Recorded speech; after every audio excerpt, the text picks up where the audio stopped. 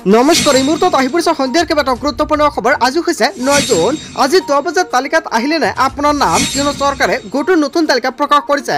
লগতে পিএম কিষাণৰ প্ৰতিজন হিতাধিকাৰীৰ একাউণ্টত 20 নম্বৰ কিস্তি কেন্দ্ৰীয় চৰকাৰে 4,000 টকা প্ৰদান কৰিব। ইয়াক লৈ কেইবাটাও গুৰুত্বপূৰ্ণ আপডেট আহি পৰিছে। লগতে লাখ লাখ অৰুণোদয় হিতাধিকাৰীৰ একাউণ্টত চৰকাৰে প্ৰদান কৰিব 1250 টকাকৈ। কালি চেক কৰক আপোনাৰ বেংক একাউণ্ট। যদি আপোনাৰ একাউণ্টত আপুনি টকা নাপায় তেনে ক্ষেত্ৰত দিব পাৰিব অভিযোগ। যিসকল ব্যক্তি এতিয়ালৈকে চৰকাৰী ঘৰ পোৱা নাই নতুনকৈ চৰকাৰী ঘৰৰ বাবে কৰিব পাৰিব আবেদন। যদি আপোনাৰ চৰকাৰী ঘৰ নাই তেনে ক্ষেত্ৰত চৰকাৰে আপোনাক বহুতো সুবিধা প্ৰদান কৰিব। ৰেচন কাৰ্ড থকা জনতাই পাব কেইবাটাও সুবিধা। যদি আপোনাৰ ৰেচন কাৰ্ড আছে তেনে ক্ষেত্ৰত নতুনকৈ আপুনি কেইবাটাও নতুন সুবিধা লাভ কৰিব। লগতে কেইবাটাও ৰাজনৈতিক খবৰৰ লগতে অৰাজনৈতিক খবৰ যুগুত কৰা হৈছে আজিৰ দিনটোত। গোটেই অসম তথা ভাৰতৰ বিভিন্ন প্ৰান্তৰ পৰা যুগুত হৈছে কেইবাটাও ডাঙৰ খবৰ। এনেবোৰ খবৰ নিতৌ পাই থাকিবলৈ চেনেলটি ছাবস্ক্ৰাইব কৰি ভিডিঅ'টো এটা লাইক কৰিবলৈ নাপাহৰিব। আজিৰ আমাৰ প্ৰথম দশমে গুৰুত্বপূৰ্ণ খবৰ হৈছে অসমবাসীৰ বাবে এটা ডাঙৰ খবৰ। জনজাতীয় লোকক ভূমি পট্টা প্ৰদান কৰাটো ধৰ্ম কৰ্ম আৰু দায়িত্ব। অসমৰ মুখ্যমন্ত্ৰী ডক্টৰ হিমন্ত বিশ্ব শৰ্মাই সদনত কেইবাটাও ডাঙৰ মন্তব্য কৰিছে। ৰাভা সম্প্ৰদায়ৰ লোকসকলক উচ্ছেদ কৰাৰ পৰিকল্পনা নাই চৰকাৰৰ। জনজাতীয় লোকসকলক ভূমি পট্টা প্ৰদানৰ প্ৰতিশ্ৰুতি মুখ্যমন্ত্ৰী ডক্টৰ হিমন্ত বিশ্ব শৰ্মাৰ। উচ্ছেদ কৰাৰ পৰিকল্পনা নাই চৰকাৰৰ। কেৱল এয়াই নহয়, বৰদোৱা চাহ বাগিচাৰ উচ্ছেদ নচলাই চৰকাৰে। 100 বছৰলৈকে উচ্ছেদ চলোৱাৰ নাই পৰিকল্পনা। ল্যান্ড পলিচিৰ অনুসৰি দিব মাটিৰ পট্টা। অতিৰিক্ত ভূমি থাকিব চৰকাৰৰ হাতত। হয় বন্ধু বান্ধৱীসকল, অসমৰ মুখ্যমন্ত্ৰী ডক্টৰ হিমন্ত বিশ্ব শৰ্মাই আজি সদনত কেইবাটাও ডাঙৰ মন্তব্য কৰিছে। টাউনশ্বিপৰ অৰ্থও বুজাই ক'লে বিধানসভাত। টাউনশ্বিপ হ'লে কি কি উন্নয়ন হ'ব? ভূমি ক্ৰয় কৰিব পাৰিব কেৱল জনজাতীয় লোকসকলেহে। অযোগ্য ব্যক্তিৰ বিৰুদ্ধেহে ট্ৰাইবেল বেল্ট এণ্ড ব্লকত চলিব উচ্ছেদ। জনজাতীয় লোকক ভূমি পট্টা প্ৰদান কৰাটো ধৰ্ম কৰ্ম আৰু দায়িত্ব। হয় বন্ধু বান্ধৱীসকল, এনেকুৱাকৈ অসমৰ মুখ্যমন্ত্ৰী ডক্টৰ হিমন্ত বিশ্ব শৰ্মাই সদনত কেইবাটাও ডাঙৰ মন্তব্য কৰিছে। ইয়াৰ বিষয়ত জনতাই কি ক'ব? যদি জনতাৰ কিবা মন্তব্য কৰিব লগা থাকে আপোনালোকৰ মন্তব্যটো নিশ্চয় কমেণ্ট কৰি জনাই দিব। তাৰপিছত অসমবাসী ৰাজক জনাইছোঁ আমাৰ পৰৱৰ্তী দশমে গুৰুত্বপূৰ্ণ খবৰ। লগতে ডাঙৰ খবৰ, গছপুলি ৰোৱা মহিলা সাজু হওক। শীঘ্ৰে একাউণ্টত সোমাব 10,000 টকা। চৰকাৰে নতুন তালিকা প্ৰকাশ কৰিছে। আত্মীয় গোটত 10,000 টকাৰ তালিকাত আপোনাৰ নাম আছে নে নাই নিশ্চয় কমেণ্ট কৰি জনাই দিয়ক। কাৰ কাৰ নাম অন্তৰ্ভুক্ত হ'ল এই তালিকাত? কোন জিলাৰ মহিলাই কেতিয়া পাব 10,000 টকা? অসমৰ মুখ্যমন্ত্ৰী ডক্টৰ হিমন্ত বিশ্ব শৰ্মাই অতি শীঘ্ৰে তাৰিখ ঘোষণা কৰিব। আত্মীয় গোটত 10,000 টকাৰ লাভৰ তালিকা প্ৰকাশ। তালিকাভুক্ত প্ৰতিগৰাকী মহিলাই লাভ কৰিব 10,000 টকা। বিধায়কৰ সৈতে আজি মুখ্যমন্ত্ৰী ডক্টৰ হিমন্ত বিশ্ব শৰ্মাই বৈঠকত মিলিত হৈছে আৰু বৈঠকৰ পিছতে ঘোষণা কৰা হ'ব ধন প্ৰদানৰ দিন। চৰকাৰে নতুন তালিকা প্ৰকাশ কৰিছে। তালিকাত যদি আপোনাৰ নাম আছে তেনে ক্ষেত্ৰত অতি শীঘ্ৰে আপোনাৰ একাউণ্টত সোমাব 10,000 টকা। চৰকাৰে নতুন তাৰিখ ঘোষণা কৰিব। সমষ্টিয়ে প্ৰতিগৰাকী মহিলাই কি হ'ব এই ধনৰাশি?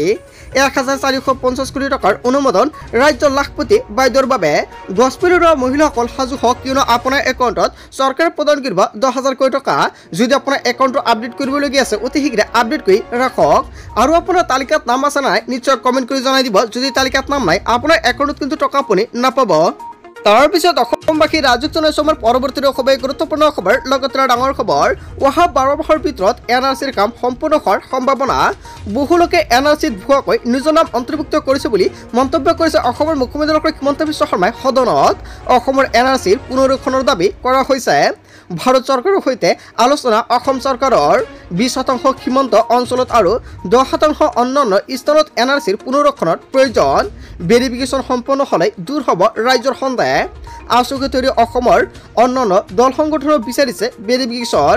সদনত অসমৰ মুখ্যমন্ত্ৰী ডক্টৰ হিমন্ত বিশ্ব শৰ্মাৰ উত্তাল ভাষণ। হয় বন্ধু বান্ধৱীসকল, অসমৰ মুখ্যমন্ত্ৰী ডক্টৰ হিমন্ত বিশ্ব শৰ্মাই NRCক লৈ যিটো মন্তব্য কৰিছে ইয়াৰ বিষয়ত জনতাই কি ক'ব?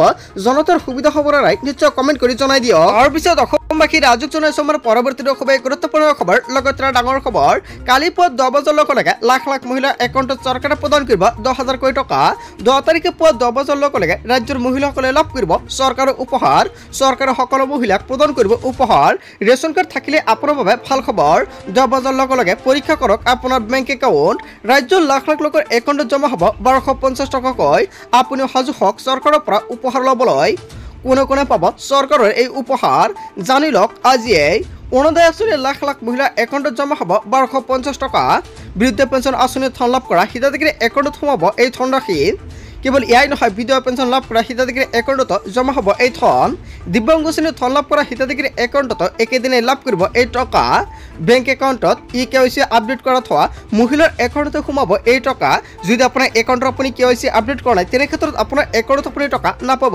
অসমৰ মুখ্যমন্ত্ৰী ডক্টৰ হিমন্ত বিশ্ব শৰ্মা চৰকাৰে স্পষ্টকৈ প্ৰকাশ কৰিছে।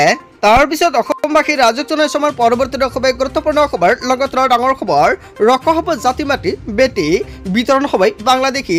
অসমৰ মুখ্যমন্ত্ৰী ডক্টৰ হিমন্ত বিশ্ব শৰ্মাই হুংকাৰ প্ৰদান কৰিছে। ডাঙৰ এলান মুখ্যমন্ত্ৰী ডক্টৰ হিমন্ত বিশ্ব শৰ্মাৰ। DC সকলে যাকে অবৈধ বুলি ভাবে তেওঁলোকে অবৈধ বাংলাদেশী। কোনো বাংলাদেশী বাচি যাব নোৱাৰিব। অসমত বাংলাদেশীৰ কোনো স্থান নাই বুলি হুংকাৰ প্ৰদান কৰিছে। চহৰ নগৰে গাঁৱে চুকে কোণে চলিব মাৰাথন অভিযান। NRCত নাম থাকক বা নাথাকক বাংলাদেশী বিতৰণ হ'বই। জাতি মাটি বেটি ৰক্ষাৰ বাবে যোৱা 4 বছৰত বহু কাম হ'ল। সদনত উত্তল কণ্ঠৰে মুখ্যমন্ত্ৰী ডক্টৰ হিমন্ত বিশ্ব শৰ্মাৰ এলান। ৰক্ষা হ'ব জাতি মাটি বেটি। হয় বন্ধু-বান্ধৱীসকল, অসমৰ মুখ্যমন্ত্ৰী ডক্টৰ হিমন্ত বিশ্ব শৰ্মাই বাংলাদেশী বিতৰণক লৈ যিটো মন্তব্য কৰিছে, জনতাই যদি কিবা মন্তব্য কৰিব লগা থাকে আপোনালোকৰ মন্তব্য নিশ্চয় কমেণ্ট কৰি জনাই দিব। তাৰ পিছত অসমবাসী ৰাজক জনাইছে আমাৰ পৰৱৰ্তী খুবেই গুৰুত্বপূৰ্ণ খবৰ। লগত ডাঙৰ খবৰ, NRC আৰু বিদেশী বিতৰণৰ মাজত কোনো সম্পৰ্ক নাই। সৰ্বোচ্চ ন্যায়ালয়ে স্পষ্ট কৰিছে এই কথা। সদনত মুখ্যমন্ত্ৰী ডক্টৰ হিমন্ত বিশ্ব শৰ্মাই কৰিলে ডাঙৰ মন্তব্য। এজন আবেদনকাৰীয়ে আবেদন কৰিছিল বিদেশী বহিষ্কাৰ সন্দৰ্ভত। NRCত নাম থকাৰ পিছতো বিদেশী চিনাক্ত কৰাৰ অযুক্তিৰ বুলি উল্লেখ কৰিছিল। কেৱল এয়াই নহয়, এই আবেদন সন্দৰ্ভত সৰ্বোচ্চ ন্যায়ালয়ৰ ডাঙৰ নিৰ্দেশনা। NRCৰ নিজৰ ৰাস্তাত আৰু বিদেশী চিনাক্তকৰণ প্ৰক্ৰিয়া সুকীয়া। NRCত নাম থাকিলেও চৰকাৰে চলাব পাৰিব বিদেশী চিনাক্তকৰণৰ প্ৰক্ৰিয়া। কোনো চাৰ্কল অফিচাৰে NRC বনাই দিলে বন্ধ নহয় চৰকাৰৰ অভিযান। 1951 চনলৈ উভতি যোৱাৰ প্ৰশ্নই নাই, কিয়নো 1971 চনেই হ'ল অন্তিম সীমা। বিদেশী চিনাক্তকৰণৰ বাবে এতিয়াৰ পৰা ট্ৰিব্যুনেলত যোৱাৰ দৰকাৰ নাই। বিদেশী চিনাক্তকৰণৰ সন্দৰ্ভত সদনত মুখ্যমন্ত্ৰী ডক্টৰ হিমন্ত বিশ্ব শৰ্মাই ডাঙৰ মন্তব্য কৰিছে। হয় বন্ধু-বান্ধৱীসকল, বিদেশী চিনাক্তকৰণক লৈ মুখ্যমন্ত্ৰী ডক্টৰ হিমন্ত বিশ্ব শৰ্মাই যিকেইটা মন্তব্য কৰিছে আপুনি কি ক'ব? তাৰপিছত অসমবাসী ৰাজক জনাইছে আমাৰ পৰৱৰ্তী খুবেই গুৰুত্বপূৰ্ণ খবৰ। লগত ডাঙৰ খবৰ, সকলোকে কথা ক'বলৈ দিয়ে। হয় বন্ধু-বান্ধৱীসকল, অখিল গগৈয়ে কেইবাটাও গুৰুত্বপূৰ্ণ মন্তব্য কৰিছে। সদনত সকলোকে কথা ক'বলৈ দিয়ে কিন্তু অখিল গগৈক নিদিয়ে। কেৱল মোক কথা ক'বলৈ নিদিয়ে বুলি মন্তব্য কৰিছে অখিল গগৈয়ে। সদনত কথা ক'বলৈ নাপাই ক্ষোভ উজাৰিছে অখিল গগৈ। জনজাতীয় লোকক ভূমিপট্টা প্ৰদানক লৈ সদনত বাক বিতণ্ডা। অখিল গগৈ আৰু মুখ্যমন্ত্ৰী ডক্টৰ হিমন্ত বিশ্ব শৰ্মাৰ মাজত তীব্ৰ বাকযুদ্ধ।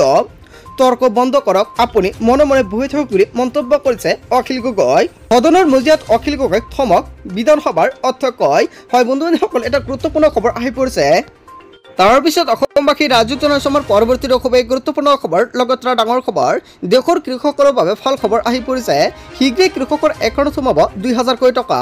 চৰকাৰে দেশৰ কৃষকক লৈ আগবঢ়াব এই ধনৰাশি। জুন মাহতে দেশৰ কৃষকসকলৰ বাবে চৰকাৰে মুকলি কৰিব PM কিষাণৰ ধনৰাশি।